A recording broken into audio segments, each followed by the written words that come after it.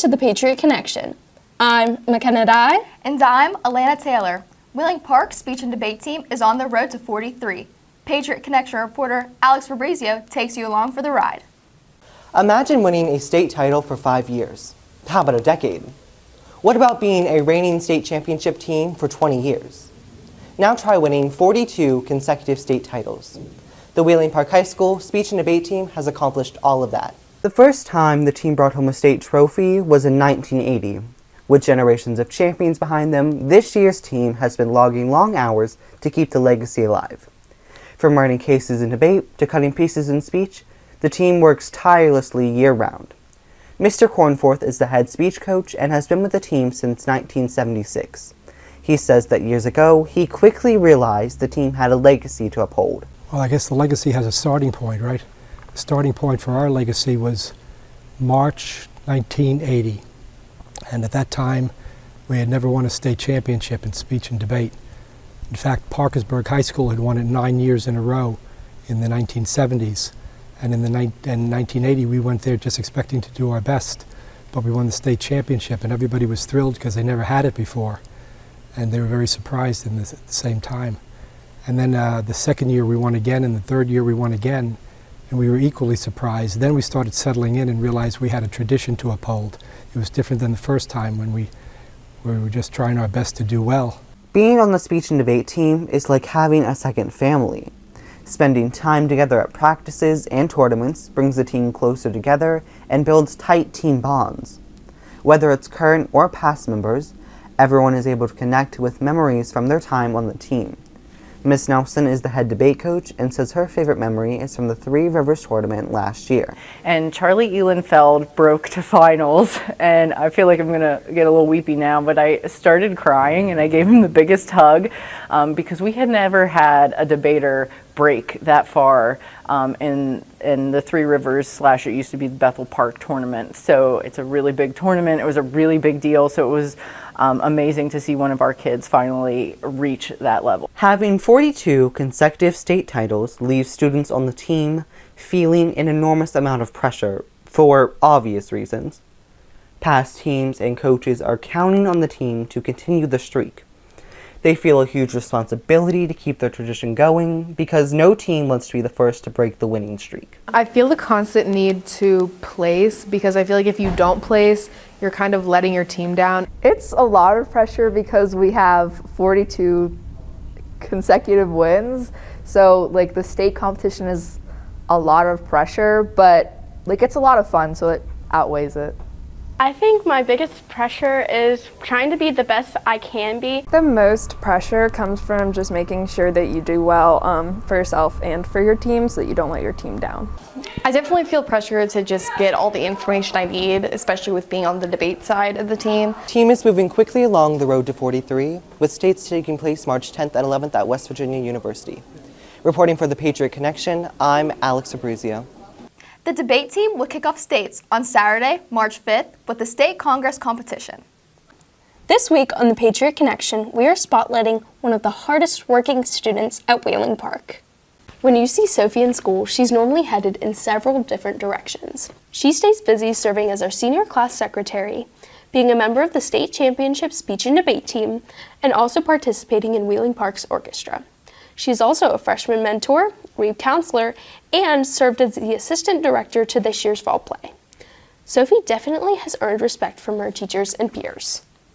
Sophie is always prepared. She's always willing to help, and she helps her section with fingerings and bowings and make sure they're doing it correctly, which greatly helps me out in the class. Oh, there's so much that makes Sophie stand out. She's organized, she's intelligent, she has empathy, she has a really warm personality. So just in general, she's just a great person. She's an absolutely wonderful student. She's a hard worker. And all of those things combined, just, I don't know, just they're wonderful. And they're very helpful. Sophie Way has always been one of my great friends, and we really bonded through the speech and debate team. We are on different sides, but I can say she's always been a great team player, a great help for everyone, and even doing speech events when we don't have enough kids. So Sophie's been a great friend to me and everyone else on the speech team. With well over a 4.4 cumulative grade point average, academics are also very important to Sophie. She believes that through hard work, you can achieve anything you set your mind to. She explains how she handles everything on her busy schedule. I think the most important part of handling everything that I am a part of here at Wheeling Park High School is really staying on top of my schoolwork and making sure that I am meeting deadlines and consistently keeping up with all of my assignments so that I don't fall behind and start to kind of stress out about everything that I have going on, and I can sort of just focus on one task in the moment. As always, if you would like to see someone spotlighted on the Patriot Connection, you can stop and see Mrs. Dillon in room O253. Senioritis is an illness that affects seniors all across the world. Symptoms include skipping school, not turning in work, and an altogether lack of motivation towards high school. Patriot Connection reporter Harmon Lewis takes a look at why this has become a major problem in school. Senioritis is defined as a decline in motivation and performance within students' final year of high school and college. While some may claim this illness is simply made up by seniors, others believe wholeheartedly that it is as real as the sun rising and setting. Characteristics of those with senioritis often include low motivation and propensity to shrug off responsibilities like going to class, doing homework, or studying for tests. We seniors are plagued with attendance and work issues this final year of high school. The class of 2023 has close to 400 students, and many claim to have caught this dreaded disease. I think it's just due to time. I think that over the course of 4 years you start to lose motivation on what you're doing and you're ready to move on. Probably because we're all just kind of like ready to go, and college applications are super stressful, so schoolwork is like just another stressor. I think just because school is so tiring, I just think people just want to stay home and sleep. Everybody's kind of just done with high school, you know, they're just like looking for the next thing, you know. I think senioritis is such a big problem because as you're like in your senior year, it's like your most important year almost, and it kind of means a lot, and when you have senioritis, you just kind of like stop. And that kind of like flushes all that progress you made all 4 years kind of down the drain almost. So it kind of sucks, and you kind of lose a lot of scholarship abilities, and you just get really sad. I think it's such a big problem because seniors get bored in their classes and don't think they have to do anything and think they can just skip and pass time. Unfortunately, this disease continues to spread as the school year nears its end. However, there are solutions in order to help deal with senioritis, including being attentive in school, waking up on time, and showing up to all your classes. Mrs. Bugай is an assistant principal at Wheeling Park, the CTE director, and oversees attendance. She says seniors need to stay on top of their work. There's always that looking forward, I'm almost done with school, and then you start letting things go lax, and you start not wanting to do your work and coming to school and just goofing off and things. Well, you still have to graduate, which means you still have to come to school. You still have to go to your classes, and you have to pass your classes. So you don't want to let that consume you. The fact that you know you're going to get there and you're going to graduate consume the fact that you got to get all these things done before then. As someone who has caught this illness early, it is a tough battle to overcome. Waking up on time, keeping in touch with your teachers, and staying on top of your work are the best remedies for this disease. Reporting for the Patriot Connection, I'm Harmon Lewis. Seniors, hang in there. The light at the end of the tunnel is not far, as graduation is set for Sunday, May 21st. Before we go to our break, it's time for Park TV Trivia with Patriot Connection reporter Sydney Cabasco. Valentine's Day is right around the corner, and that means people will be buying lots and lots of flowers. This week's question is, about how many roses do people send on Valentine's Day each year? Is it A, 50 million, B, 70 million, or C, 80 million? We'll have the answer when we come back. We're Panhandle Cleaning and Restoration, and we're gonna save you. We've got it down to a science, an absolute state of art. We do it all, restoration, cleaning, and reconstruction. When disaster strikes, just pick up the phone. We're Panhandle Cleaning and Restoration, and we're gonna save you. Exciting things are happening in Ohio County schools, and it wouldn't have been possible without the support of our amazing community. We're improving our facilities, updating our technology, and reimagining our classrooms. And it's all being done to provide the best education possible for our students.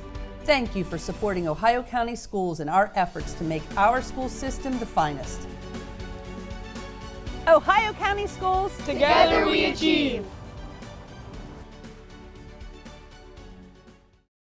What if your bank offered new checking and savings accounts with a very low balance required, online bill pay, and debit cards issued right away? I would like that. What if that bank had extended hours every business day and were open on Saturdays and most holidays? That's incredible. And if all their accounts had low fees or no fees? That's money in the bank, the right bank. Open your checking and savings account at Main Street Bank. You deserve a bank this good. The Patriot Garage is a stellar student-run company in Wheeling Park High School's Career Technical Education Department under the direction of Mr. Walt Bugaj. Students learn how to use the latest in automotive and diagnostics technology. The Patriot Garage takes pride in their work ethic and honesty. Additionally, students learn the skills necessary to pursue careers in the ever-changing automotive industry, including automotive technicians, parts counter person, engineers, and service writers. Completers of the program can obtain careers right out of high school. Wheeling Park Patriot Garage, preparing students for life. Did you know that 70% of all students don't get enough sleep each night? Not getting enough sleep can heighten our negative emotions and even cause depression over time. The downside of not getting enough sleep means that we often end up falling asleep in our classes and not getting good grades. Whereas when we do get the right amount of sleep, we are more likely to do better on tests, have a quicker reaction time, and stay focused. It's easy to get the right amount of sleep, and you can achieve this by creating a steady sleep schedule, limiting the naps we take during the day, and getting some physical activities during our day so our bodies are tired enough to get a full 8 hours. Remember that getting the right amount of sleep will make us and the people around us happier. Just as we cannot live without food and water, we also cannot live without sleep. This message is brought to you by WPHP. Before the break, we asked you about how many roses are sent for Valentine's Day each year. Is it A, 50 million, B, 70 million, or C, 80 million? The answer is A, 50 million. It all started back in the 19th century when Victorians used floral bouquets to deliver a message to the ones they love. It's a holiday that started in 1887 and intrigues people across the country. Patriot Connection reporter Hudson Davis explains. Every February 2nd, people from around the country anxiously await the prediction of the weather from some 15-pound rodent, Punxsutawney Phil. This holiday is known as Groundhog Day. The tradition stems from the Pennsylvania Dutch superstition that if a groundhog emerges from its den on this day and sees its shadow due to good weather, it will withdraw to its home, and winter will go on for 6 more weeks. If it doesn't see its shadow because of cloudiness, spring will pay an early visit. I don't believe that the groundhog is accurate, but I do like the movie though. I'm hoping that the groundhog does not see his shadow because winter is my least favorite season and I hope spring can come sooner. I hope I see the shadow so we can finally get a snow day. I don't want the groundhog to see his shadow because I want my softball season to be nice and sunny. I want the groundhog to see its shadow because I want there to be more winter so we have the chance to actually have a snow day. No, I don't want him to see his shadow because I want it to be warm for the start of track season. I don't want it to be spring yet, and I want it to keep being winter. While many people like to believe that Punxsutawney Phil plays an important role in revealing if we will have 6 more weeks of winter or if winter ends, Wheeling Park science teacher Mr. Orth feels otherwise. Good old Groundhog's Day, originated 1887. I was 0 years old when it turned 100. So it's been around for a while, so there has to be science behind it, right? Wrong. There's no science behind Groundhog's Day other than the fact that the sun comes up and sometimes there's clouds and sometimes they're not, and when sun hits something, then there's a shadow. But it's fictional, kind of like the 1993 movie Groundhog's Day starring Bill Murray, also fictional but great as well. Even if this whole holiday is simply a hoax, it is still a very fun and entertaining pastime. Reporting for the Patriot Connection, I'm Hudson Davis. The The famous 1993 film that Mr. Orth mentioned, simply titled Groundhog Day, raked in a whopping $70 million and still remains almost as popular as the holiday itself. Did you know the average person picks up his or her cell phone over 350 times a day? Patriot Connection reporter Abram Vigil explains how cell phones have become a major addiction. Many of us seem to spend more time on our phones than with our family. Most people have no idea how long they spend on their phone. Probably a good 4 to 6 hours. At least like 5, 6. 6 or 7. Like 8. I mean, during the day, it's just as needed, off and on, but in the evenings, I could probably be on there swiping for maybe an hour and a half, 2 at a time. 5 hours. Maybe 3. I would say probably a good like 17 hours a day maybe. On average, people spend over 5 hours on their phone each day. Research indicates that we pick up our phones once every 4 minutes. Excessive cell phone use is proven to have detrimental effects. It contributes to poor eating habits, decreases social skills, and impacts your memory. Additionally, phones can also distract us from completing work at home or in the classroom. Dr. Maloney is Wheeling Park's mental health specialist, explains why cell phones are so addicting. I think people are become really addicted to their phones and the fact that you get a lot of instant gratification. As soon as you have a thought that pops up in your head and you want to look up something or you want to see something, you can find it on your phone. Along with the fact that I think people do what's called numbing, which is when your brain gets overwhelmed, you turn to your phone as a coping skill and you just kind of sort through, and it kind of helps calm your mind down a little bit. So it becomes an addiction to finding a coping skill is basically what it is. Cell phone dependency can also lead to FOMO, the fear of missing out. Because of FOMO, we feel the need to check our devices so we do not feel left out. This disrupts sleep and leads to overindulging in social media. Often on different types of social media, there are events that are posted, and you watch for those things to see for different things that you can go to. Parties that you can go to or concerts that you can go to are often promoted on social media, so by not going there, you're afraid you're going to miss on something. Taking a break from social media, deleting apps from your phone, and setting a time where you stay off your devices are all good ways to overcome FOMO. Reporting for the Patriot Connection, I'm Abram Vigil. Another tip experts say to break your cell phone addiction is to not charge your phone next to your bed while you sleep. This week on the Patriot Connection, Will Nickerson introduces us to the faculty who make up the science department. Wheeling Park High School is home to 14 science teachers.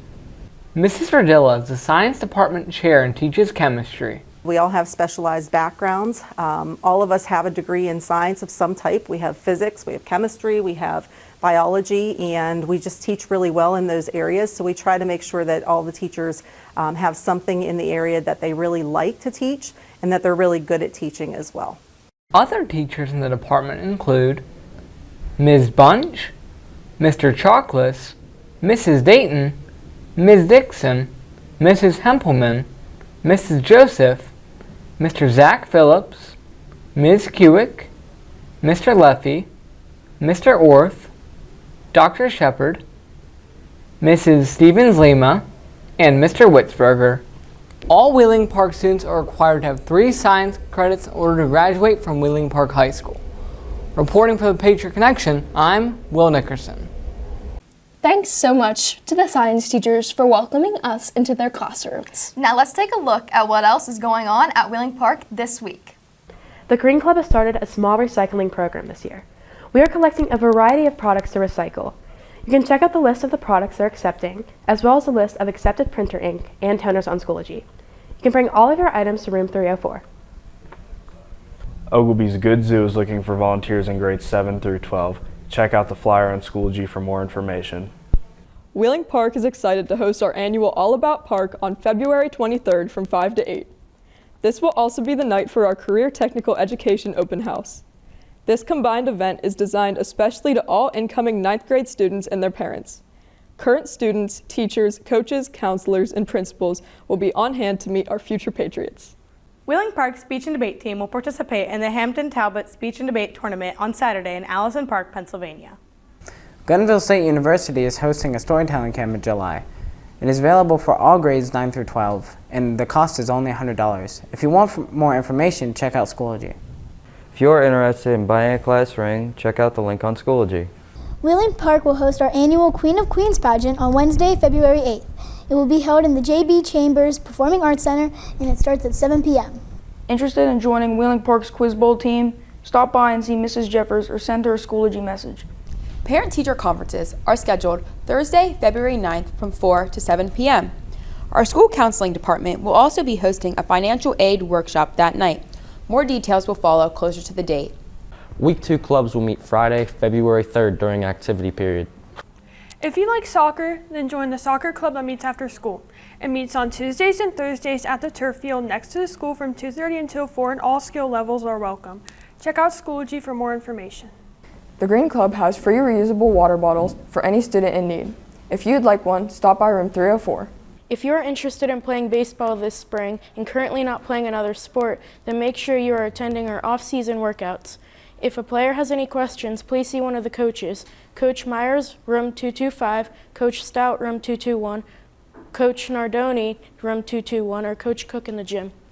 On Wheeling Park's sports calendar this week, our boys basketball team will host Morgantown on Friday. Junior varsity begins at 5:45 with varsity following at 7:15. Wheeling Park's varsity bowling team will compete in the city championship at Rose Bowl Lanes on February 4th. Our cheerleaders will compete in the OVAC championship at Saturday at Wheeling's West Banco Arena.